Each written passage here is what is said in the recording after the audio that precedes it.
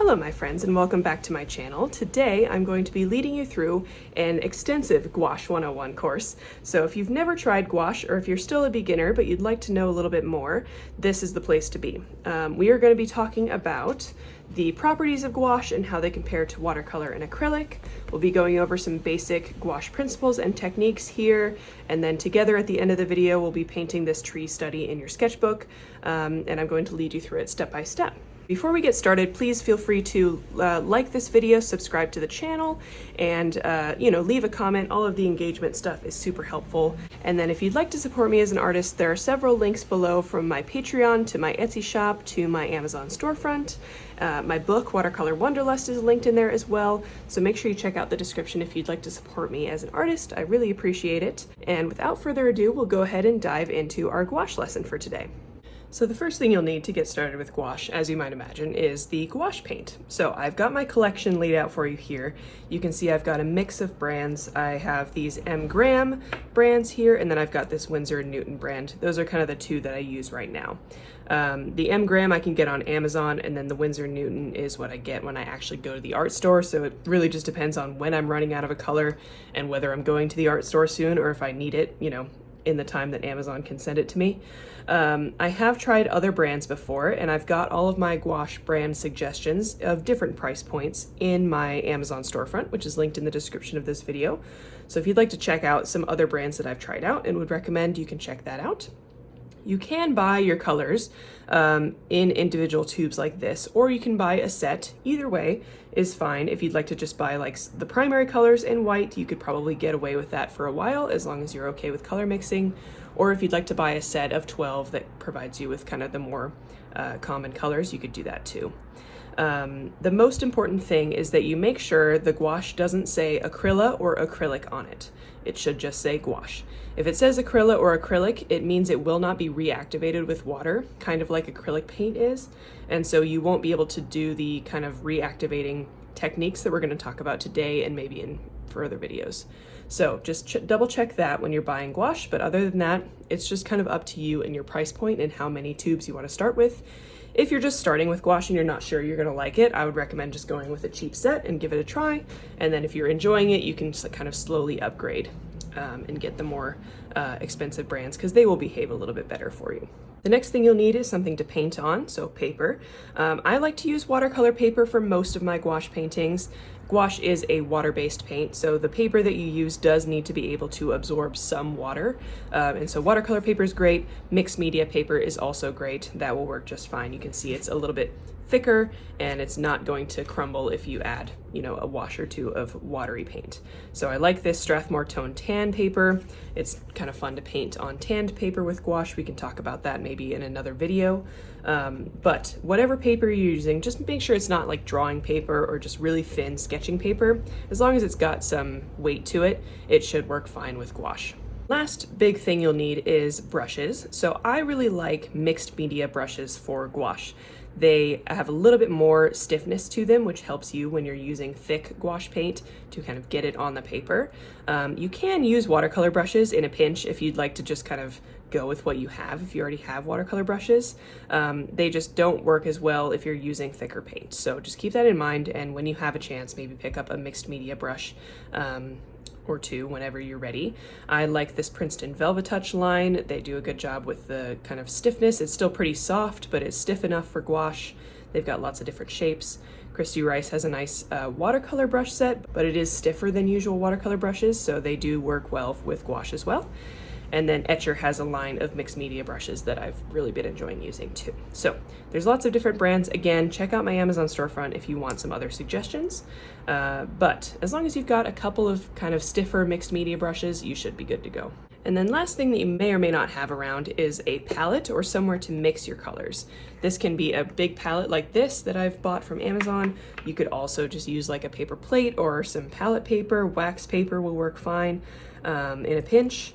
There's lots of options out there at various price points, so just choose what works for you. But it's nice to have something like this that can close up and then that has room for all of your pigments and plenty of room for mixing. So I like this one. I will also have this in my Amazon storefront if you're interested in it. And beyond that, you'll just need your normal watercolor supplies like some paper towels, a cup of water, masking tape, a pencil if you want it, that kind of stuff. So before we dive into our demonstrations for today, I just wanted to take a moment to compare gouache with watercolor and acrylic. I feel like gouache is kind of a little known art supply, so it's good to kind of compare it with things that people might know a little bit better, just to see what its properties are and how it compares to these other mediums. So gouache is an opaque water-based paint. So that is the same with acrylic. It is not transparent. You cannot see through the layers necessarily. Watercolor is transparent, which means when you put down a layer of watercolor, you're seeing a little bit of the paper underneath. So gouache is similar to acrylic in that way. Watercolor is different. With gouache, you can also layer light colors on top of dark. You cannot do that with watercolor. Because it's transparent, you have to keep layering darker and darker shades and leave the white areas of your paper alone in order to keep those highlights. You can also layer light on dark with acrylic, so that's another part where gouache is similar to acrylic. Now, gouache can be reactivated with water once it's dry, both in your palette and on the paper. You can just put a little water over it and it turns into wet paint again. That is the same with watercolor. It can also be reactivated with water. Acrylic paint cannot be reactivated with water. So whether it's in your palette, you're mixing a color, or it's on your painting, once it's dry, it's dry. You can't really do anything about that, and you're gonna have to mix more of your color if it dries in your palette, which is one of my least favorite things about acrylics. The finish of gouache is very matte. It almost looks like a cartoon. It's very flat, very creamy, very beautiful in my opinion. Watercolor is also a matte finish. You do get a little bit more texture because of the texture of the paper underneath, and because of the water-based, the water aspect of watercolor. Acrylic has more of a satin finish. It's not quite as matte as gouache is. So those are the main differences. I really say that gouache is kind of the best of both worlds between watercolor and acrylic. Because you can reactivate it, it doesn't waste as much paint, and you can also do some really beautiful blending with it. But because it's opaque, you kind of avoid this part of watercolor that you have to be careful about, which is that you only layer light on or dark on top of light. You can kind of correct mistakes with gouache. You can really do beautiful effects with layering, and that's a nice difference between gouache and watercolor. So we're gonna go ahead and go into our demonstrations for today, but I just want you to keep this in mind, the differences between gouache and then watercolor and acrylic. All right, so let's go ahead and go into a couple of the properties of gouache here. So I'm just squeezing a little bit of ultramarine blue in here to demo. So with your consistency of gouache, you can use it straight out of the tube. You can also create some different effects by adding different amounts of water. So let's go ahead and use just some ultramarine blue straight out of the tube. You can see it's very thick, almost like acrylic paint. And when you use it on the paper, it'll kind of have this broken texture. Because it's so thick, it won't be able to fill in all of the gaps in the texture of the paper. So you get a really nice deep color, but you get those gaps in texture. Now, as we add a little bit more water to this, just a little at a time maybe for this demo, you can see we just get a much smoother paint right away, not even adding too much water. We're still getting a little bit of that broken texture at the end, but you can see it covers a lot more. It's slightly lighter, but it's still got that nice deep color. Okay, so now let's add a little bit more water. This is probably the most useful consistency right here. It's still pretty thick and creamy, but it's going to cover the area that you're painting very smoothly, like this. So that's useful as well. Okay, then we keep adding water. We're getting to more of like a milk consistency now. And you can see now it's starting to look a little bit more like watercolor. You can start to see the paper underneath. It's starting to get a little bit more transparent. And as we continue adding water, that effect will become more clear. It's also getting lighter because the paper is shining through more.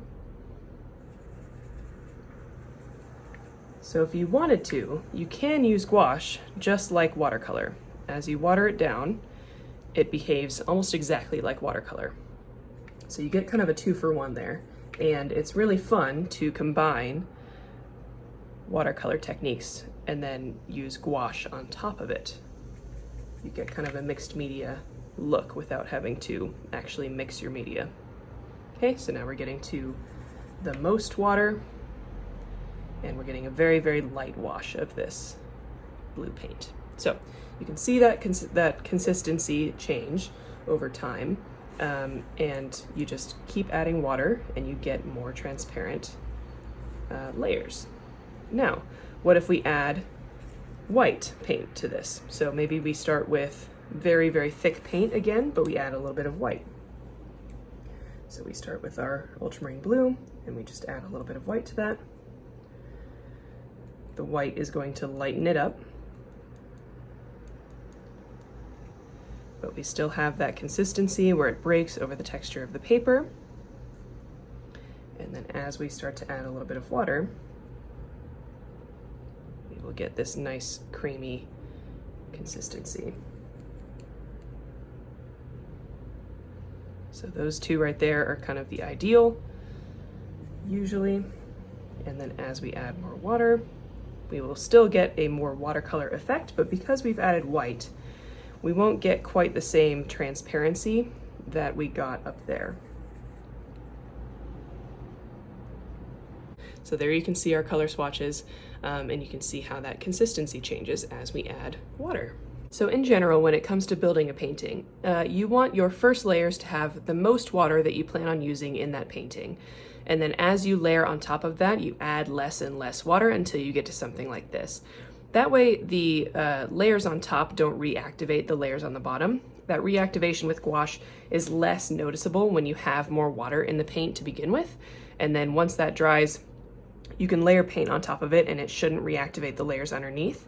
When you have more paint in the consistency, it tends to reactivate even if you just put a little water on it. So if you were to use a watery layer on top of the really thick paint, it kind of churns up the paint underneath and reactivates it. So in general, you want to go from most water to least water as you layer more. So let's maybe do a little demo of that. Maybe I want to do a little like loose cloudy sky. So let's have the blue sky background here. Maybe I'll add a little bit of white to it. And for this first layer, I'm going to add some water. And I'm probably taking it to about here, one of these consistencies. Just adding like a couple scoops of water with my brush. And then I can paint in the background that I want.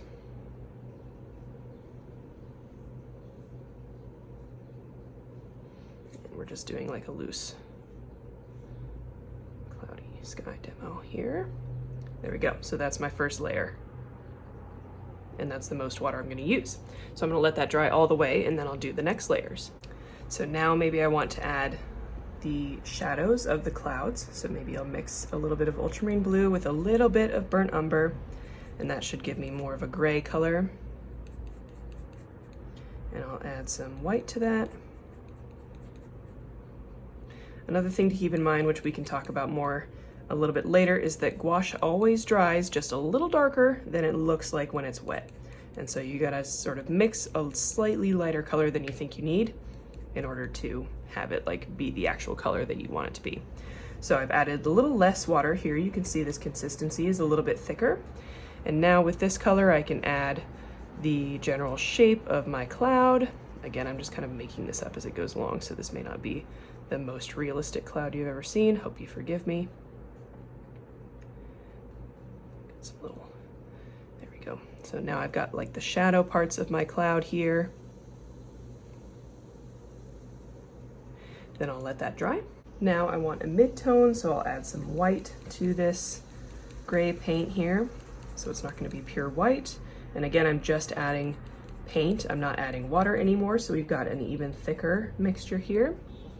And I'll just put that where I want the lighter parts of the cloud to be.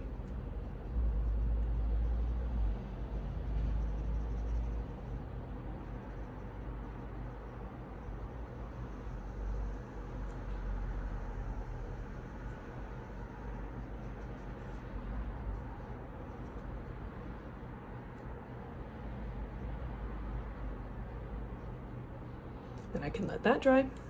Then for my highlights, I can just use pure white paint, basically from the tube. There's a little bit of water in here, just so that I don't end up in this kind of consistency right here, just enough where it flows nice and evenly. And I can add my highlights to the very edges where I want them.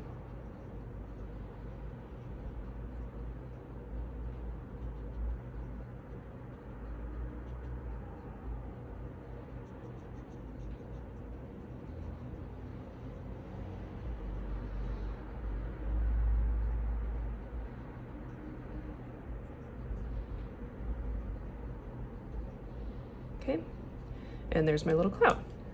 And that way we don't get the darker gray paint coming up and contaminating this nice white paint that I want for my highlights. That kind of stays consistent and doesn't get muddied up by the colors underneath. Another fun aspect of gouache is that it allows you to have some really nice smooth blends between colors even after the paints are dry. So let's do a little demo here. You can either blend paint while it's still wet, or you can wait till it's entirely dry to blend it. So we'll do both. So I'm gonna do some blue here. I'm adding a little bit of white, and I'm adding a little bit of water, but I'm still aiming for these consistencies right here. The more paint you have on the paper, the easier it will be to blend and reactivate the paint. Like I said before, these layers don't reactivate very well because there's not very much paint on the paper to reactivate. So you need these more concentrated consistencies here for this to actually work. So let's get some blue here. Just adding a touch of water.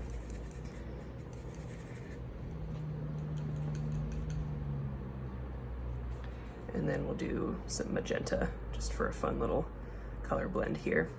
So let's do the wet on wet first, or the kind of wet blending. Maybe we'll go right here.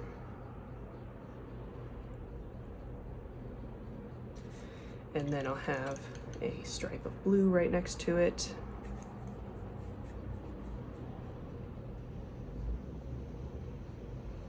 And we'll just have those colors meet in the middle.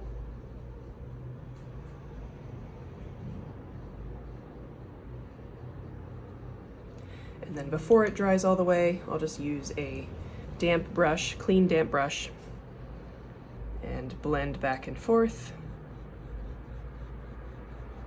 between those colors.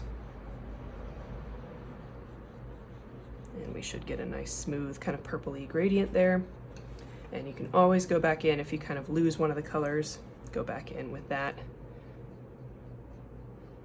refresh it, and then blend again. And you can do that back and forth while it's still wet until you're happy with how it looks. There we go. So that's a nice blend between those colors there. So now let's do a gradient between colors that are dry. So I'm just gonna put down a nice thick layer of pink right here, just making sure to add plenty of paint to my paper. You just want enough to work with when you actually want to do a gradient there. Then I'll switch over to my blue paint. I'll put that right next to it. It'll blend a little bit because it's wet, but we're gonna do the majority of the blending once it's actually dry.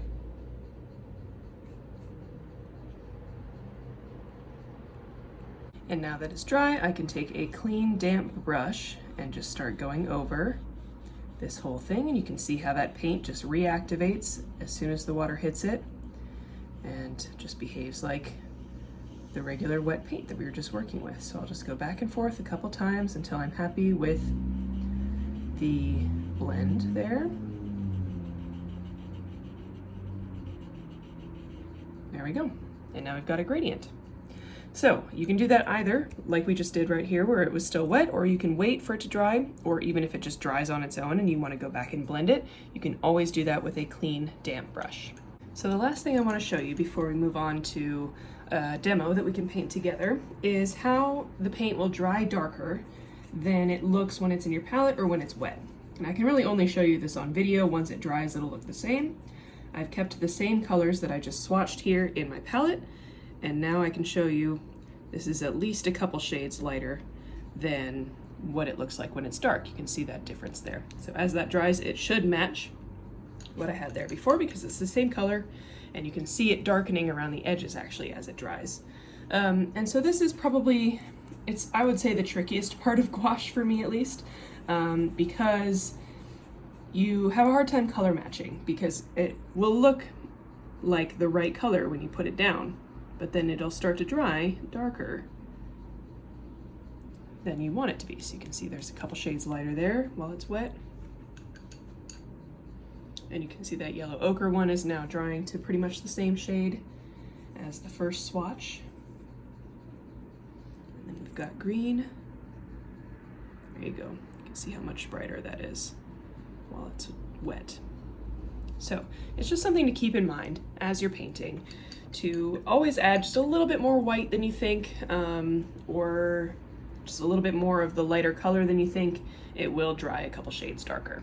Now that we've gone over kind of the very basics of how to use gouache and the consistency and layering, all of that stuff, we're going to go into an actual little study. So together we are going to go ahead and paint this tree study here.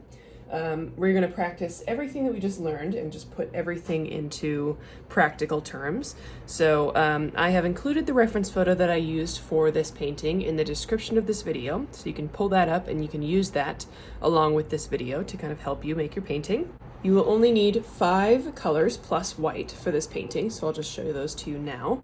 You'll need a primary yellow. This is Hansa yellow, but any sort of like neutral primary yellow will work. A cadmium red, this is called a naphthol red, but any sort of cadmium red, warm red will work. Permanent green light is just an average green, ultramarine blue, and burnt umber. So if you only have a small set of gouache paint, you should be able to find similar colors to this. Really just a yellow, red, green, blue, and brown.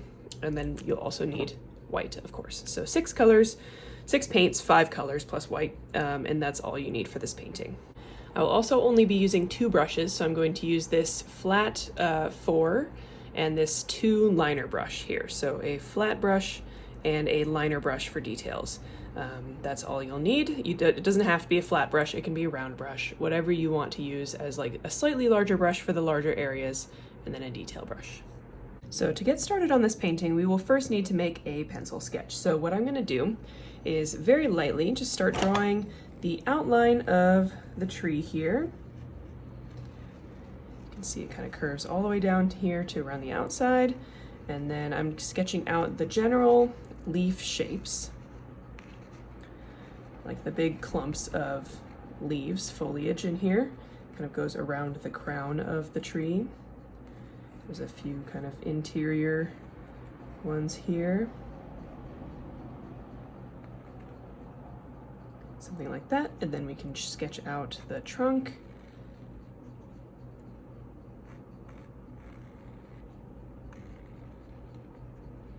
And perhaps a few branches as well. Don't try to be perfect here. We're gonna go over this with paint and everything, so it doesn't have to be perfect right now. I'm just gonna try and get an idea so that we know generally where we're going. So I'm filling in the gaps between these clumps of leaves with branches.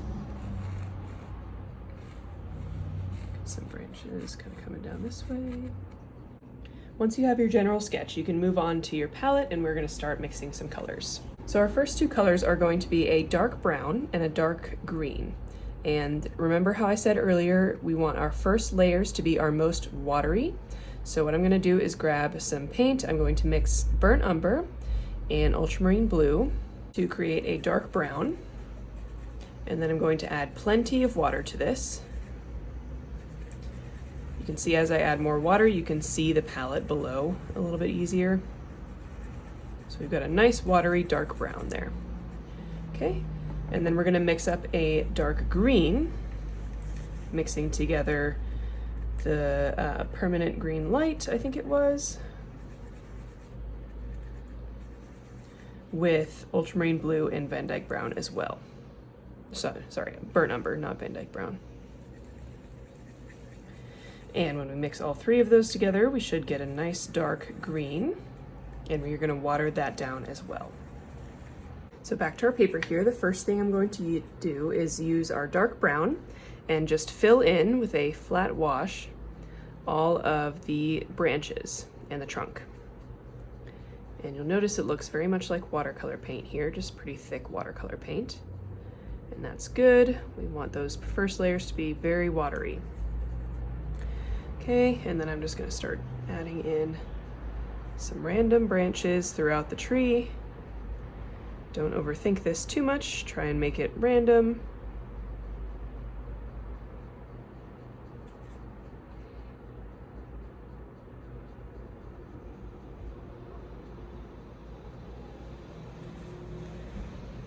And again, I'm really just concentrating these in the space between the foliage. So So I'm not really taking the branches like up here very much.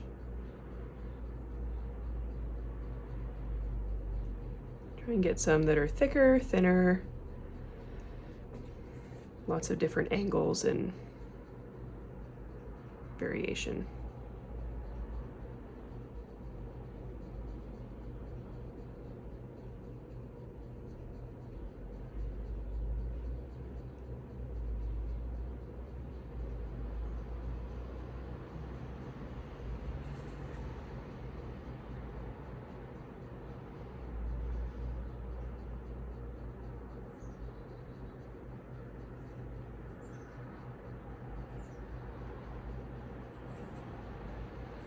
And we still want to leave a little bit of negative space in there, so don't feel like you need to fill in every last space.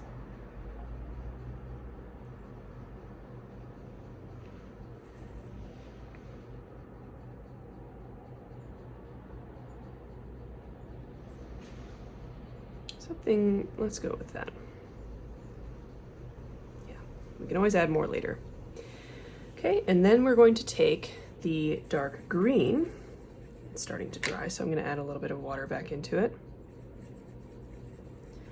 And with this, we're going to fill in everywhere that we want leaves. So that's the crown of the tree here. Just trying to create kind of an interesting texture around the outside.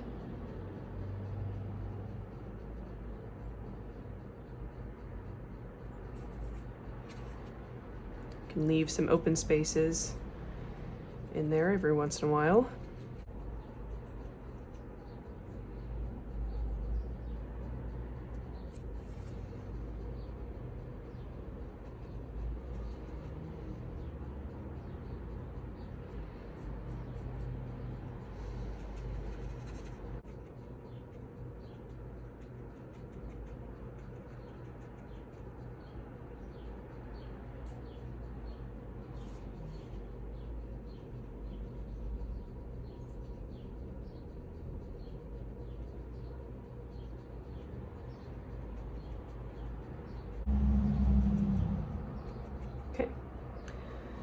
So we're going to let this dry, and while it dries, we are going to mix our next colors. So to this brown over here, we're going to add a little bit of yellow and a little bit of red, and just create a slightly lighter brown. I don't think I'm going to add any white paint yet. We're just going to go with this nice rusty red brown color. And I'm going to go in on the trunk and put this everywhere that I want to not be in that deep shadow. So you can see in the reference photo, there's that really deep shadow on the right side of everything. And so I'm just going to put this on the left. And I'm just using some little thin vertical brush strokes to kind of blend the light into the shadow. And I'll show you a little closer up here. So I'm adding this brown to the right side, and then I'm using these really thin vertical brush strokes to just add a little bit of texture and kind of fade that color into the shadow section there. Then I'm going to keep using this color and add it to any branches that I think might be in the sunlight. So again, if you look at the reference photo, some of the branches are really glowing because the sun is hitting them. So I'm just going to pick out a few that look like they might be in the sun here, and just put the lighter brown over them. Not over the whole thing, just over like the very middle portion of them. Okay, then we're gonna lighten this color even more. So again, we're gonna add more yellow, more red, and this time I'll add a little bit of white as well.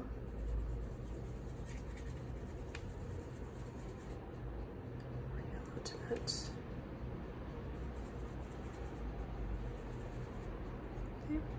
This is going to be our almost highlight color. And we're gonna do the same thing, just covering less area. So now I'm gonna put this on the right side and then cover less area, and again, use those horizontal or vertical brush strokes to kind of blend this into what was below.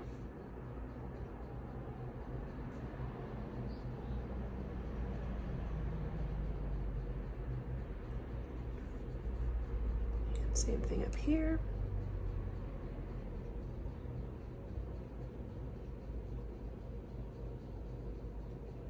Just covering less and less area each time, so the highlight gets more and more concentrated into a smaller area.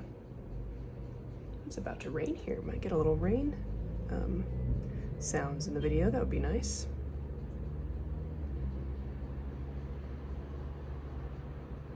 All right. And then finally, we'll just add a little bit more yellow and a little bit more white, and we'll get our nice light highlight color.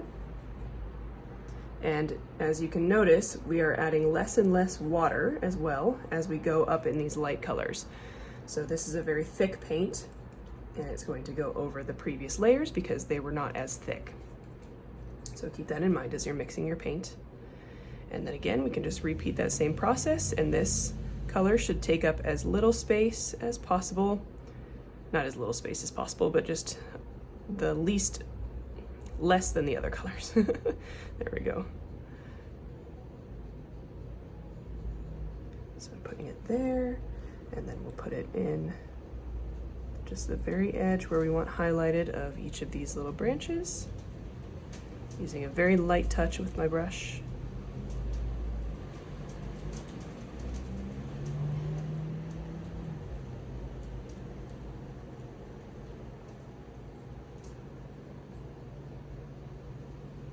There we go. So I'm going to leave that there, and then we'll move on to our foliage. And we can always come back if you need to do that same process and highlight a few more branches. You always can. We'll just keep those colors there, and you can always go back to them. All right, so let's go ahead and add some more detail to the foliage. So let's mix a lighter green. This is going to be the same process as we just did for the trunk and the branches. We're just going to mix a slightly lighter green, same color combo. It's going to be green, blue, and brown. But this time, I'm going to add a little bit of yellow and just a touch of red to neutralize the green. So it's pretty much all of the colors, just mostly green. And we're adding some water here because we don't want it to be our darkest, our most concentrated paint. And with this, a little thunder too, nice. We're gonna just start going over the entire crown of foliage and just adding some texture. So I'm just dotting with my brush, dotting everywhere that I want, just a little extra texture and buildup of color. So it's not super light, it's not very noticeably lighter. It's just going to start adding some opacity and some texture. Kind of making circle motions with my brush.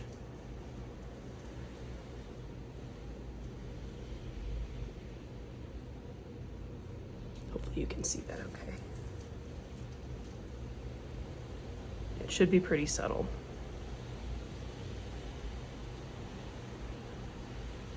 This is also where you can add a little bit of extra foliage, just some really light dots within the negative space of the tree here.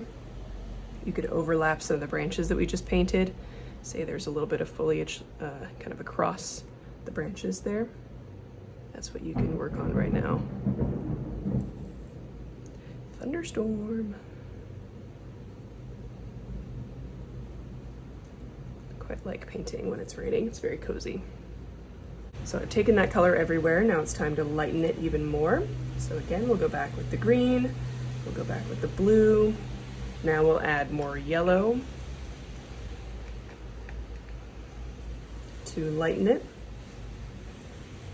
and a little bit of red to neutralize, and a little bit of white. And you can just noodle with this until it's just a little bit lighter than your previous color.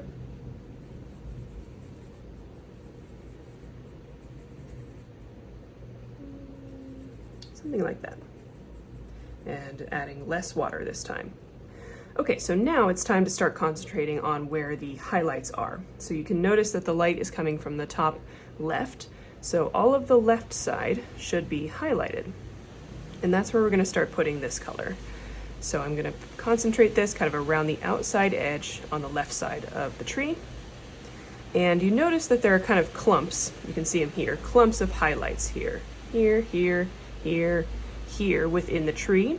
And so I want you to kind of try and imitate that with your paint now.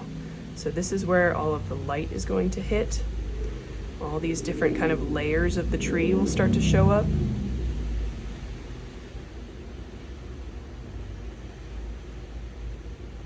So I'm creating kind of these rounded shapes, all facing towards the top left.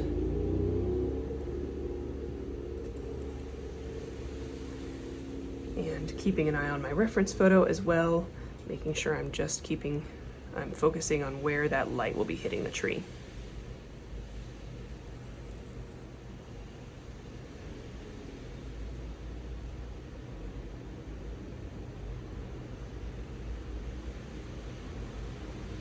Start creating some interesting textures around the outside as well.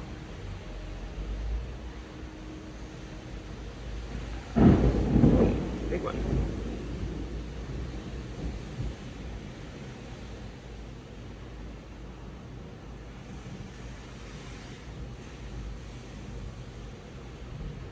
Don't forget this inner one here.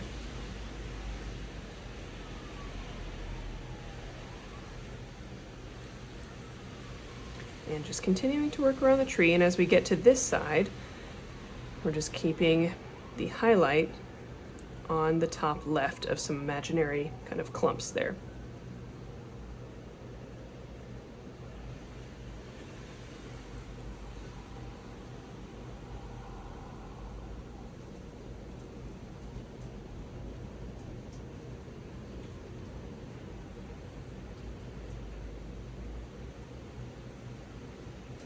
But this will be the darkest section of this tree right here. So we're going to add not as many to that section there.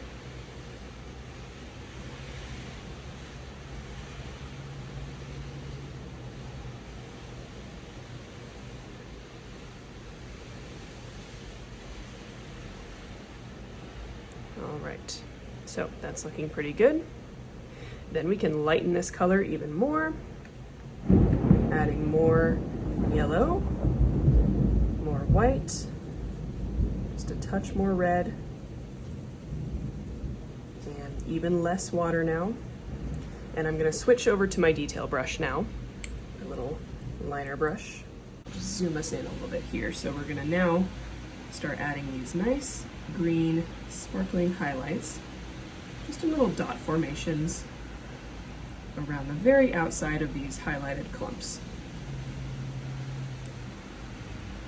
So like that, and we start working on this one on the inside here.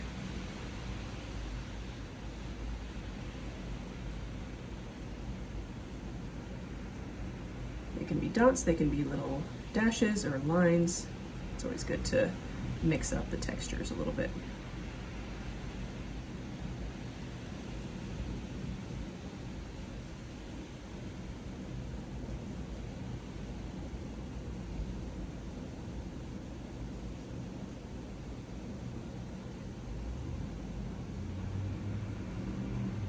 You can see as we've added the lighter and lighter colors, we're getting a really nice shadowy depth in there. I really like this texture, or this technique of working from dark to light with gouache, because you really keep these dark shades and shadows within the scene or the object that you're painting. And then you can work towards the highlights. Whereas in watercolor, you're often working towards the shadows because the paper is glowing from within and serving as your highlight. And so it's kind of an opposite way of thinking, but it's very effective when you learn how to do it. It just turns out really pretty. There's quite a bit of highlight in this clump right here in the middle of the tree, so I'll make sure to cover quite a bit of this area with this new color.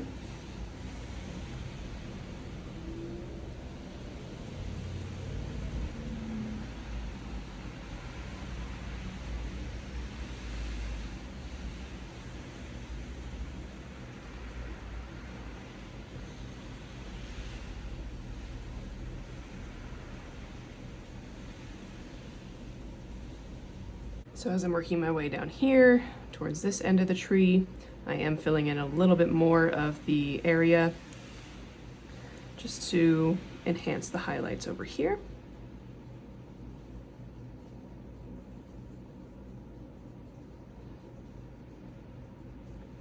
And we can see we're kind of leaving this area mostly alone, this section in here. I might add a few where there's some sunlight reaching in there, but mostly this is in shadow.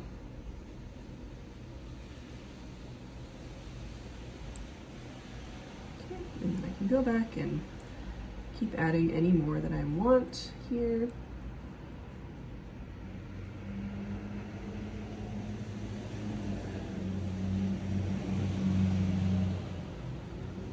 Sometimes it's good to just add a random dot or so kind of in the in-between spaces. Just helps kind of blend things together.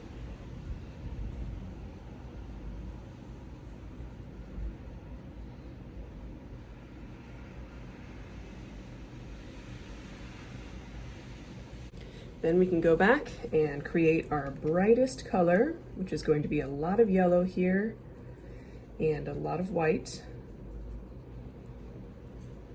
And this is going to be our really nice, like, sparkly highlights. So we're going to use this very sparingly. Again, not a lot of water here, pretty thick paint. There we go. And just in the areas that you want the lightest, no, I can make that even lighter. Hang on.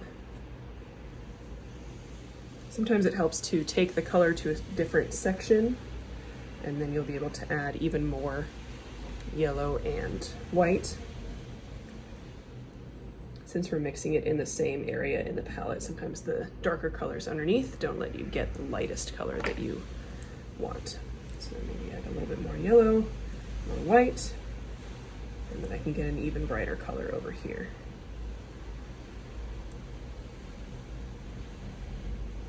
Okay, add a little bit of water,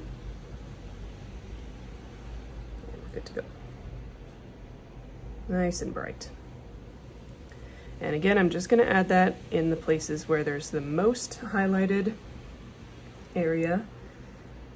I'm watching the reference photo, just kind of only using this in sparing locations. It's really fun and very satisfying to use these really bright highlights. So sometimes it gets tempting to use them more because it's just so satisfying, but you got to really stick to your discipline here and just use them in the spots that are the brightest.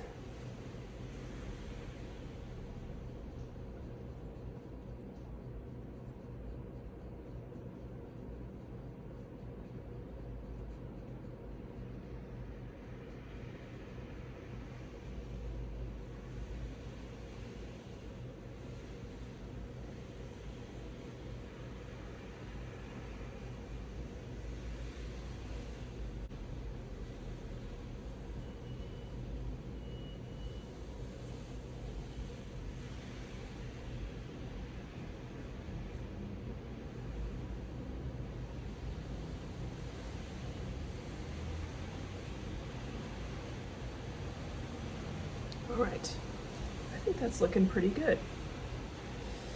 Last couple of details here. I'm going to go back to my darkest brown. If you have lost it, you can just remix it. Again, it was just brown and blue. And with this color, I can add just some extra little branches kind of within the dark green of the tree here.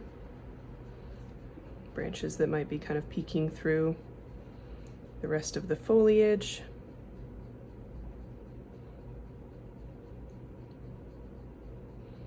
Could even have them kind of coming out of the tree just a little bit. Maybe I'll add a couple more down here.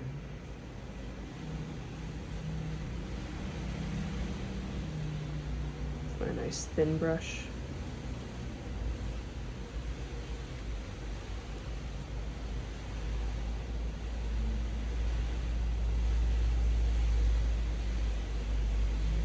Feel like you need any more branches in this negative space, feel free to add them now too.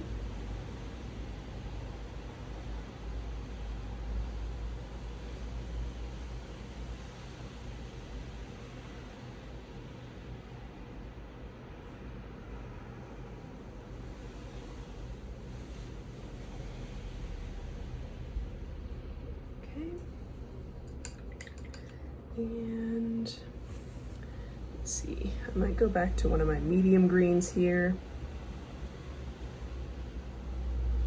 and just add a little extra texture right in this shadow space here.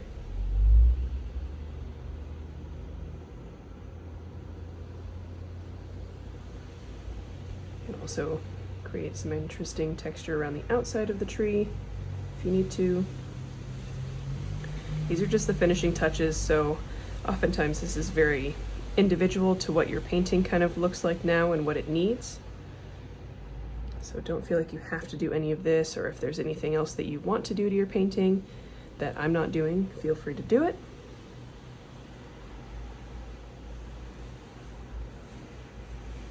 And I think I'm pretty happy with that. So there's our final tree studies. I really hope you enjoyed painting this along with me and learning a little bit more about gouache. I hope this was helpful. If you have any questions at all, please feel free to put them in the comments. I would love to answer them there, and I might even make a new video about some of the questions that you might have. So please don't hesitate to ask any question. Please make sure to like and subscribe to my channel. Leave a comment if you'd like to, that helps with my engagement. If you'd like to support me as an artist, you can check out all of the links in the description that I've left. There's lots of different ways to support me, from supporting me on Patreon to supporting me on Etsy or my Amazon storefront, social media. You could buy my book, Watercolor Wanderlust, if you want a little bit more watercolor instruction. And whatever way you choose to support me is really lovely, and I really, really appreciate it. I hope to see you guys in the next one, and thanks for watching.